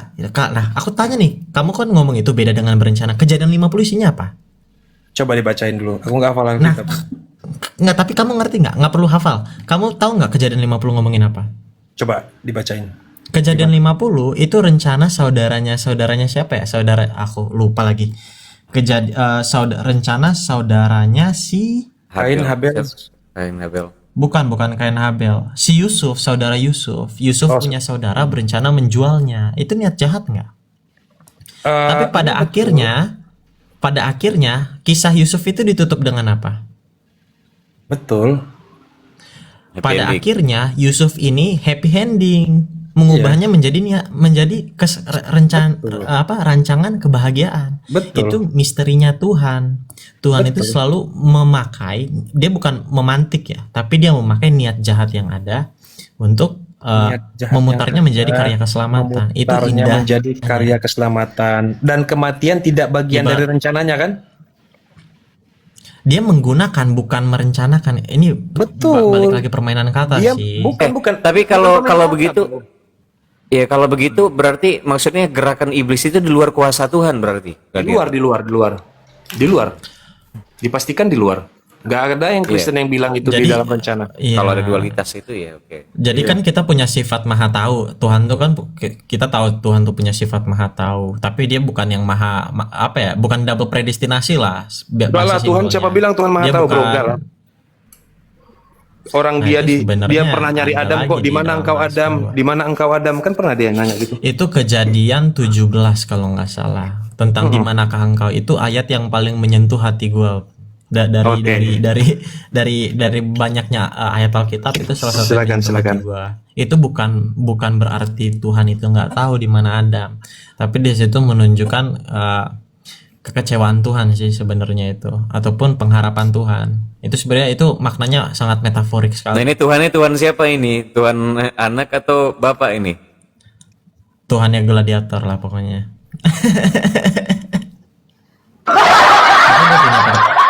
Tapi gini, Ya coba itu Just- Tuhan yang mana itu? justru gue sangat suka pemikiran kritis. Gue nih sering buka Komal tentang ini gue promosi sedikit nggak apa-apa ya Bang Aka ya. Iya iya. Jadi gue tuh sering buka Komal, judulnya tuh tentang kenapa kamu beragama. Jadi teman-teman di situ bisa setidaknya diajak berpikir. Kita berdua ngobrol. Kenapa kalian memutuskan beragama di dunia dimana tidak mensyaratkan agama? Gitu. Jadi mungkin boleh ya teman-teman. Nanti bisa kemana-mana kok pembahasannya. Follow dong, follow. Kasih mawar dong. Nah itu loh kadang-kadang maksud Yuk, gue tuh yang memang percaya Yesus kasih 100 koin. tentang konsep apa alfa dan omega ada sebelum Abraham yang gitu-gitu tuh maksud gue gladiator. Jadi kayak kapan saatnya zahirnya dilepaskan gitu, kapan saatnya kedagingannya dilepaskan, kapan yang bukan sebagai daging gitu. Gue sendiri Nah, mengakui ada berarti- banyak problem ya, pemahaman di sorry. situ. Lanjut. Nah, itu sebenarnya gue pernah di fase itu ya. Gimana atau caranya kan berarti itu persamaannya atau setidaknya bahasa sederhananya gimana dia menjadi terbatas atau menjadi wujud, padahal dia ini sesuatu yang kekal. Ngerti nggak? Itu sebenarnya ilhamnya tuh didapat dari matematika. Salah satunya tuh limit. Ya, limit itu mungkin sedikit menjelaskan ya bagaimana limit itu mendekati ketidakterbatasan tapi tidak akan pernah mencapai itu. Tapi ketidakterbatasan termasuk mencakup apa yang bisa dilihat oleh limit. Ngerti nggak maksud gua, Ngerti. Bung Haka? Jadi tapi atau gini ya, aku kasih bahasa sederhananya teman-teman. Dalam fase tertentu Tuhan itu ketika kita menyematkannya sebagai maha, berarti dia ini tidak terbatas dan kita adalah sedikit kecil daripada ketidakterbatasan itu. Ya. Jadi makanya pertanyaannya simpel, apakah Tuhan itu di luar manusia apa di dalam manusia? Itu kan pertanyaan yang meaningful. Gitu saudaraku. Justru Jadi ya gimana, manusia Bang ada di Sebar? dalamnya. Sudah mau- Kalau dari begitu ya manusia ada di dalamnya justru. Tapi karena lu tadi bahas tentang matematika tuh, gue tuh sering kayak mencoba dulu kayak menelaah kan, mencoba menganalogikan gitu. Pakai jika maka. Jika Allah yang dimaksud adalah roh yang maha baik gitu, maha pengasih, maha penyayang gitu kan. Itu silogisme nggak sih? Bukan. Iya, silogisme. Ya, maka Yesus Kristus dalam kedagingannya itu memang mengandung kasih yang paripurna. Kira-kira gitu premis yang gua bangun tuh. Nah, ini gua samakan kalau misalnya gua pakai analogi kayak jika kecerdasan matematika dan fisika itu menjadi daging, maka Isaac Newton lah orangnya gitu. Jadi Newton adalah kecerdasan fisika berdaging gitu gua sebutkan. Misal nih. Nah, jadi kayak kecerdasan itu atributnya, maka kalau mau lihat yang cerdas-cerdas ya lihatlah Newton gitu. Nah, analogi semacam itu yang dulu gua pakai gitu. Tapi ternyata seiring berjalannya waktu ada permasalahan tuh kayak terkait dengan ya mungkin lah, tapi dia klaim-klaimnya ini akan berubah-berubah cara pemakaiannya. Misalnya aku ada sebelum Abraham ada, kalau mau coba dijelaskan pakai hukum termodinamika 2 bisa dijelaskan itu. Nah, gitu-gituan tuh. Nah, cuma pada saat Yesus Kristus mengampuni dosa, nah itu mengampuni dalam bentuk apa gitu? Apakah dia yang menghapuskan atau bagaimana gitu? Gimana Bang Itu Sebo? menarik, Pak. Itu menarik, Pak. Bahwa Yesus ada itu sebelum Abraham ada. Bahkan itu diucapkan juga kita semua ini ada sebelum dunia dijadikan. Betul. Itu hukum termodinamika 2 itu, Bang. Energi itu kekal, bahwa kita ini manifestasi energi. Maka setiap dari kita ini ada sebelum Abraham ada, sejak Big Bang kita sudah ada secara material gitu. Betul. Secara fisik kita sudah ada, hanya saja bentuk-bentuk sekarang ini ya kayak apa yang kumakan kemarin tuh contohnya ada ikan bawal, ada ayam kemarin tuh, ada brokoli, ada sayur-sayuran. Nah, itu menjadi masuk dalam proses metabolik. Tuh jadi diriku yang sekarang gitu kan. Nah, pada akhirnya nanti sel-sel kita mati, feses kita terbuang, dia akan kembali itu pada siklus itu gitu kan. Nah, cuma tentang ada sebelum Abrahamnya ada ini dalam prinsip yang semacam ini atau menyatakan bahwa Yesus Kristus itu Robul Alamin gitu, the creator itself gitu. Itu jadinya pertanyaan gue tuh, Gladiator. Gimana cara menjawabnya itu? Oke. Aku punya jawaban yang sedikit keren lah, anjay keren. Jadi ini kan Anjay. berarti pertanyaannya itu secara ontologis atau Sorry, salah tombol. Lanjut. karena kita pun dari Big Bang juga dari Big Bang pun kita udah ada dalam bentuk berupa materi gitu kan. Kita ini dulu debu kosmik gitu.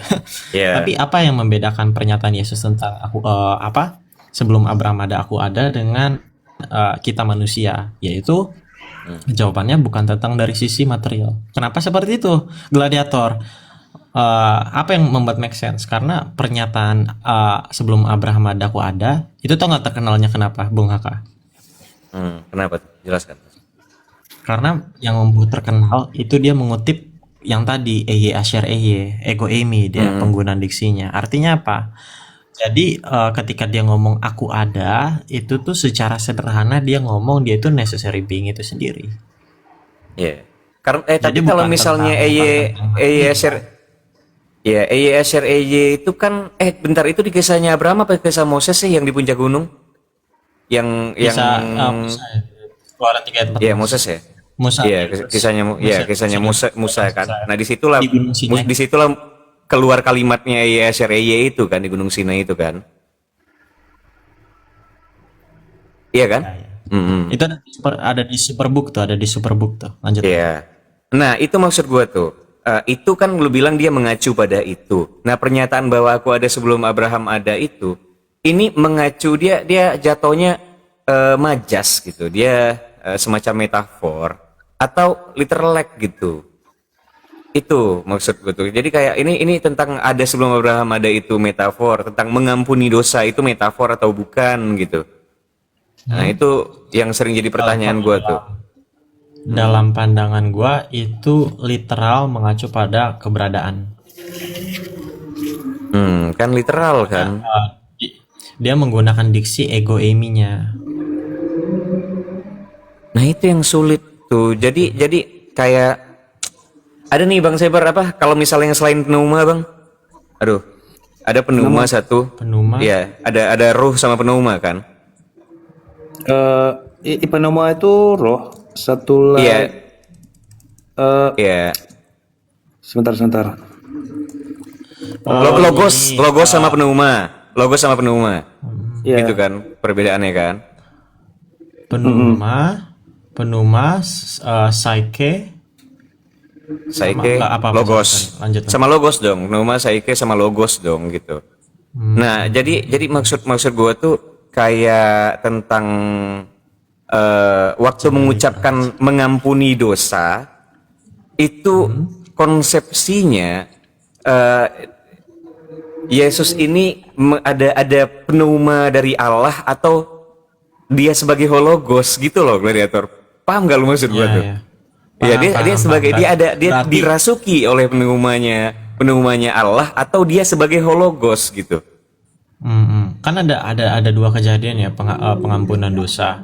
Yang pertama itu ketika dia menjadi seorang hamba itu jauh sebelum penyaliban kan. Nah, fokus pertanyaan lu yang mana nih? Tentang penghapusan dosa universal atau dosa beberapa orang saja tuh? Universal.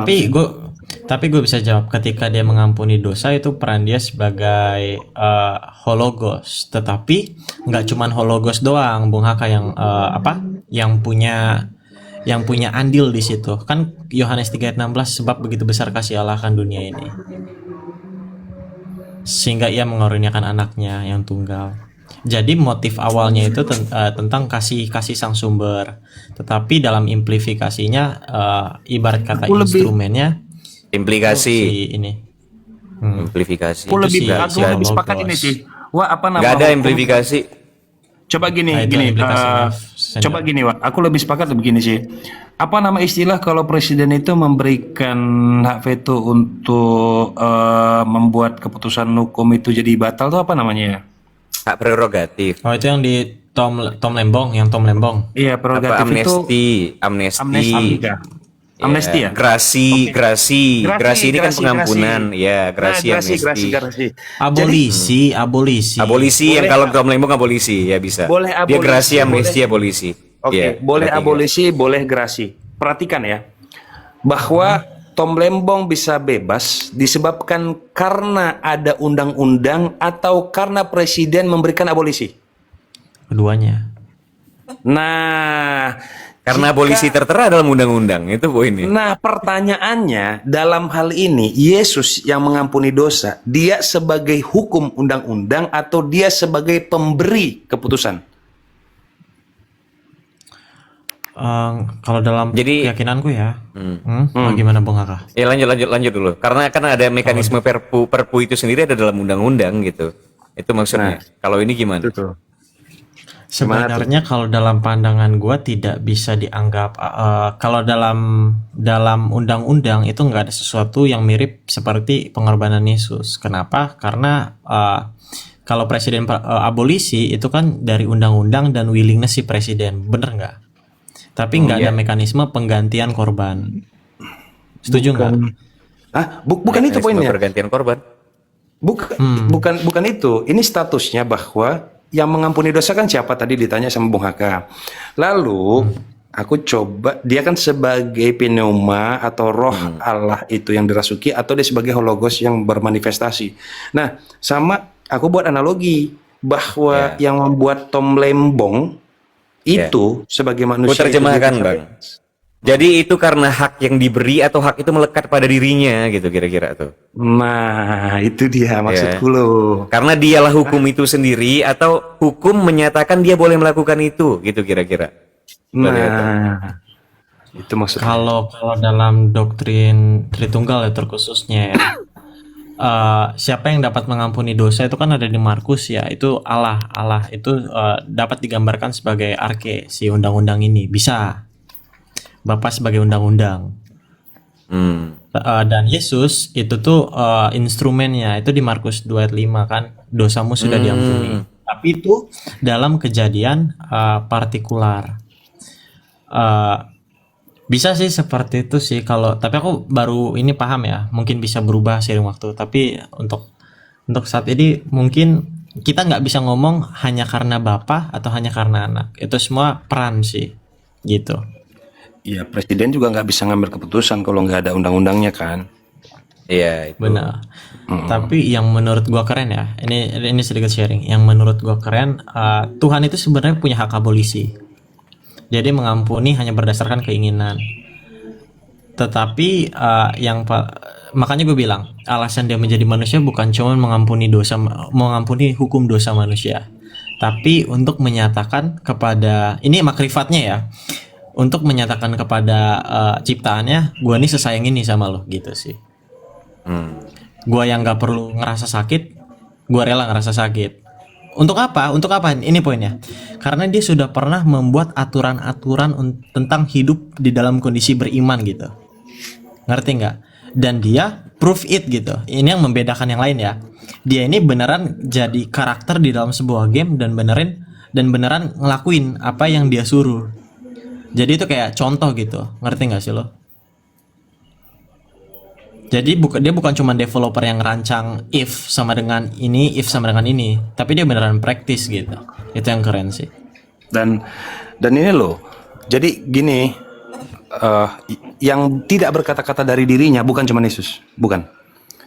Tapi ada juga roh penghibur. Itu bisa disebut dengan Roh Kudus juga ya. Dia juga berkata-kata bukan dari dirinya. Tetap ujung-ujungnya hierarki tertinggi emang sang sumber sih. Emang Parakletos. hierarki tertinggi. Parakletos Parakletos kan. Parakletos. Makanya kalau dalam Islam sama sebenarnya, ini hampir sama gini bro, dalam Islam bro, uluhiyah rububiyah asma sifat itu. Sebenarnya ini tuh konsepnya sama, bahwa sifat Allah itu, malaikat itu, malakul itu adalah bagian, ada yang menerjemahkannya malaikat itu sebenarnya adalah sistem. Ada lagi yang menerjemahkannya bahwa malaikat itu adalah sosok yang bersayap. Ada lagi yang menerjemahkannya bahwa wahyu itu adalah program, kan gitu tuh, program atau rencana dari Allah itu ya, yang akhirnya dijalankan dengan malaikat. Maka Allah sesekali bilang kata kami, gitu kan? Kalau di Alkitab kita, baiklah kita menciptakan manusia yang serupa dan segambar dengan kita. Kalau di Quran kami, gitu kan? Nah, bedanya adalah kalau di Islam bahwa Tuhan itu hanya sang sumber, selesai. Iya, itu. Pada turunannya kalamullah yang katanya kodim itu, kodim juga nih firman itu kodim dalam Islam. Dia melekat sama Allah dan dia tidak berawal dan tidak berakhir.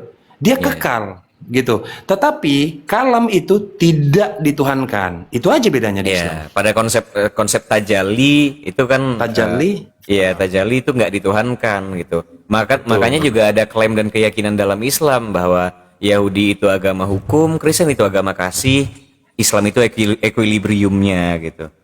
Karena begitulah gitu. Ada pandangan-pandangan semacam itu memang. Karena kalau bicara konsep tajalli ya nggak jauh-jauh kan. Apa maksudnya kayak bicara tentang, tapi susah ya. Maksud gua kadang-kadang kan hadis qudsi kan juga nggak diterima kan. Maksudnya ada hadis qudsi yang bilang laulaka ya Muhammad wa ma khalaqtul aflaq gitu kan. Tidak akan ku jadikan langit dan bumi kalau bukan karenamu ya Muhammad gitu. Nah itu kan sebenarnya juga salah satu pengaminan pada konsep hipostasis itu tadi tuh, pada konsep tajalli gitu. Iya. Nah tapi kan maksudnya ada konsepsi yang berbeda antara mengikuti perkataan Rob dengan menyembah Robul Alamin gitu. Iya.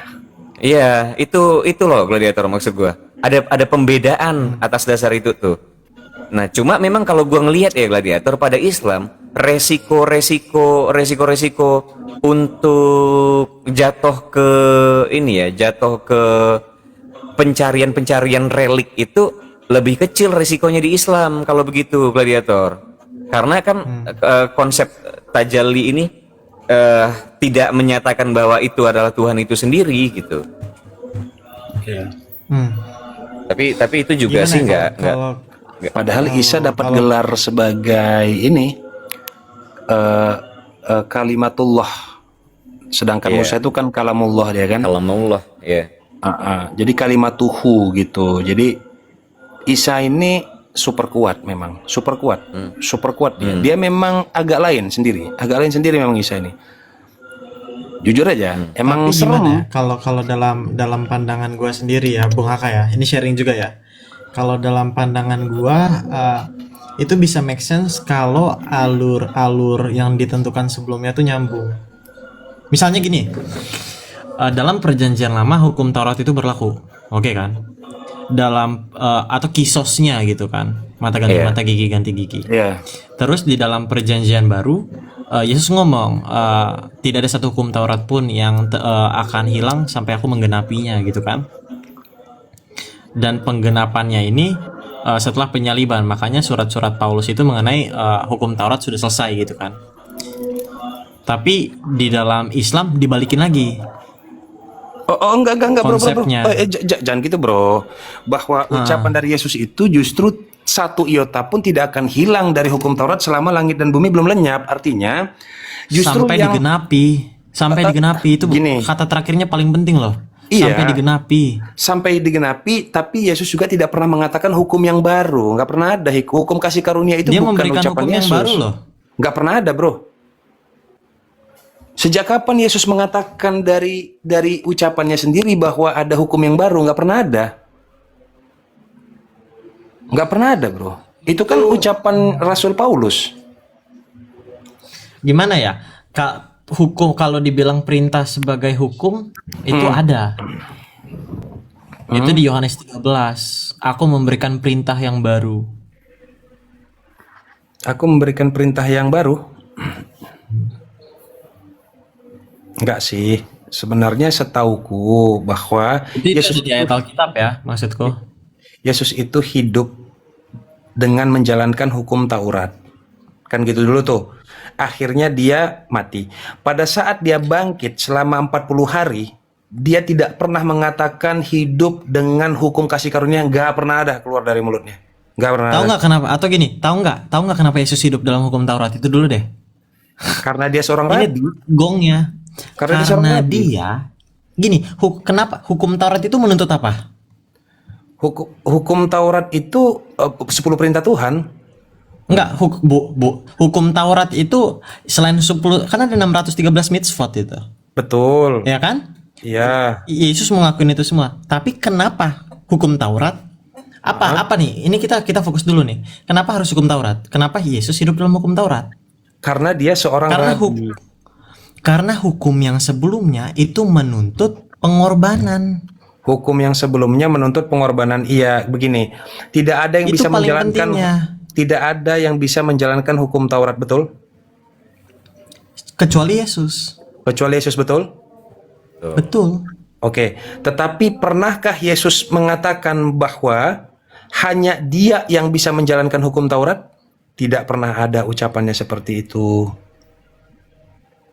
Terus Tidak pernah ada. Jika tidak diucapkan oleh Yesus sendiri, ini kan penilaian orang lain nih. Bahwa orang-orang selain Yesus menilai bahwa hanya Yesus yang bisa menjalankan hukum Taurat. Padahal Yesus sendiri mengatakan hidupnya dalam hukum Taurat, hidup-hidup orang-orang. Kalian hidup dalam hukum Taurat. Itu perintah Yesus. Nah, lalu tiba-tiba sampai gini, digenapinya. sebentar. Dia tuh nggak cuman hidup dalam Taurat. Dia menggenapi. Dia menggenapi. Betul.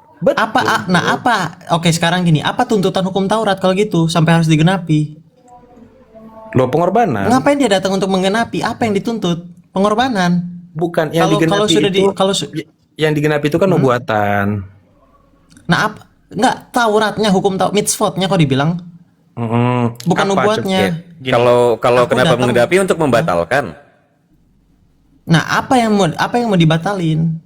Tidak pernah ada yang bisa membatalkan hukum Taurat, itu jelas banget. Nah, Intinya kan ini bukan gini loh. Apa bedanya membatalkan dan menggenapi? Apakah itu sama, Bang Seber? Gini, menggenapi itu adalah melaksanakan apa yang dinubuatkan oleh menubuatkan apa yang telah tertulis di dalam kitab-kitab sebelumnya. Oke. Itu definisi menggenapi itu. Melakukan pekerjaan atau melakukan kejadian yang sudah dinubuatkan. Itu arti penggenapan. Kayak gini, ada 613 mitzvot. Ada orang yang sudah menggenapi 80 mitzvot tersebut. Berarti hukum Taurat tersebut tetap berlaku. Berlaku dong. Nah, tapi kenapa kata Yesus tentang tidak ada satupun titik iota di muka bumi ini hukum Taurat akan hilang sampai menggenapi? Maksudnya apa? Sampai menggenapi. Sampai Ya itu kan gini, banyak Aku orang yang lupa baca teks terakhirnya loh. Nih, ini tentang nih iota. Nah, ini dia.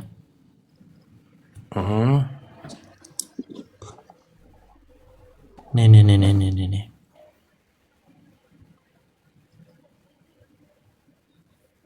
sebenarnya ada Kelihatan banyak nggak sih banget kalau kayak kesamaan ya. Sebenarnya ada banyak banget kesamaan, tapi debat agama ini selalu fokus ke perbedaan ya. Iya. Nih. Misalnya di sini nih. Ini aku ini dulu deh. Keren ya. Halo. Nih, kan ini janganlah kamu menyangka. Janganlah kamu menyangka bahwa aku datang untuk meniadakan hukum Taurat atau kitab para nabi. Aku datang bukan untuk meniadakannya, melainkan untuk menggenapinya.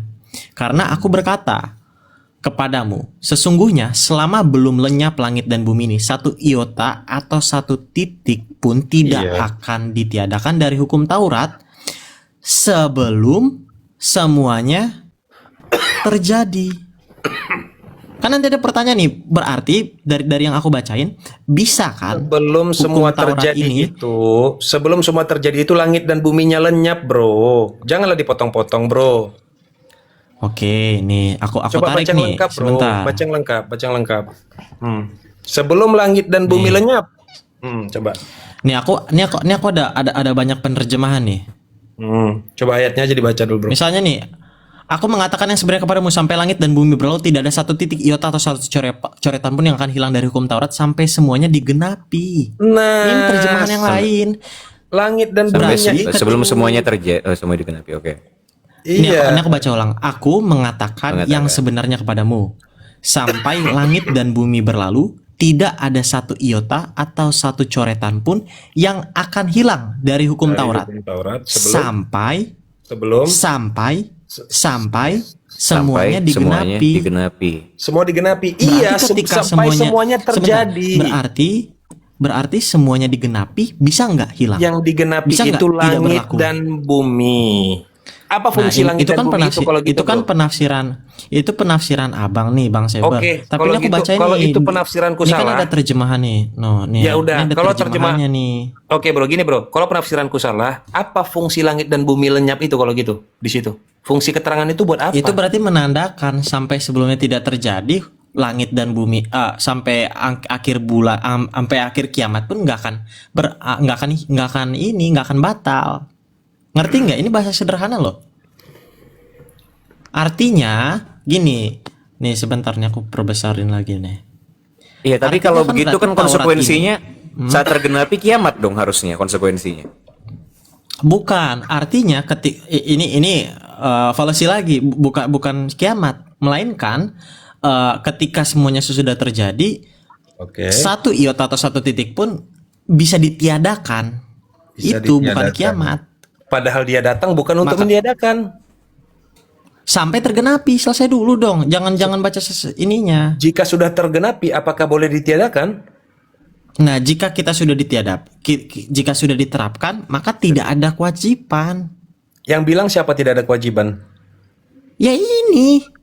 Ini kan Enggak, gini, enggak. makanya gini, fokusnya Yesus dan hukum Taurat. Kalau abang baca Matius 5, itu kan pertama tentang kebahagiaan. Berbahagialah, berbahagialah, berbahagialah. Yesus dan hukum Taurat, Yesus dengan hukum kasih, Yesus dengan dengan perkataan tentang yang ayat terakhir tuh, tentang sempurna. Dan apabila kamu hanya memberi salam, nah karena itu haruslah kamu sempurna sama seperti Bapamu. Jadi kalau kita fokus ke Matius 5, ini percakapan Yesus dengan orang siapa nih? Yesus ini berbicara sama siapa, Bang? Gimana? Yesus ini berbicara dengan siapa? Dengan murid-muridnya bukan? Oke. Murid-muridnya ini paham nggak dengan apa hukum Taurat? Paham. Mereka sangat paham dan mereka hidup di dalamnya, setuju? Setuju. Nah, makanya di sini disebut ini bukan tentang penghapusan. Ini kita fokus secara waktu nih. Pada saat itu dia itu bukan memang tujuannya untuk menggenapi, karena ketika sudah digenapi tuntutannya sudah tidak berlaku lagi. Ngerti nggak sih? Setelah ini bahasa Yesus sederhana kok. menggenapi, murid-murid Jadi masih hukum menjalankan Taurat, nggak? hukum Taurat itu menuntut penggenapan. Makanya diterapkan kepada semua. Tapi ketika ini sudah diterapkan, maka tuntutannya akan hilang. Sekarang dibilang Seber, apakah murid-murid masih melakukan hukum Taurat? Tidak semua. Tetapi kenapa sebagian itu masih diterapkan? Karena hukum Taurat dan budaya Yahudi ini berasimilasi. Tapi niatnya sudah bukan tentang memenuhi hukum Taurat lagi. Makanya ada surat Paulus. Surat Paulus ini, Bung Haka, surat Paulus itu berikutnya setelah penyaliban Yesus itu fungsinya kalian jangan hidup lagi di bawah hukum Taurat. Ada ayatnya nih, bentar.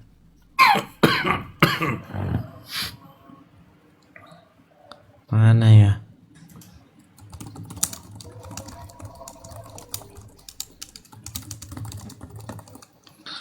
Sebentar nih. Itu ada ini di Roma 6 ayat 14. Roma 6 14. Nih. Ini nih perkataan Rasul Paulus nih. Sebab kamu tidak akan dikuasai lagi oleh dosa karena kamu tidak berada di bawah hukum Taurat, Ya itu perkataan Rasul Paulus kan. tetapi di bawah kasih karunia. Iya benar, karena ini suksesornya. Kita nggak menganggap ini salah. Ngerti nggak maksudnya? Ini mendukung narasi gua. Ketika ia sudah digenapi, maka tuntutannya sudah tidak lagi berlaku. Yang berlaku adalah kasih karunia. Kenapa kasih karunia? Yang tadi dibilang Yesus itu ngasih satu perintah baru. Perintah apa? Perintah kasih karunia. Di mana perintahnya? Nah nih, Jangan bilang kasihilah musuhmu sebagaimana engkau mengasihi aku ya. itu Matius 5 kalau nggak salah itu ya. Sebentar. Itu ada di mana ya? Yohanes 13 ayat 34. Yohanes 13 ayat 34.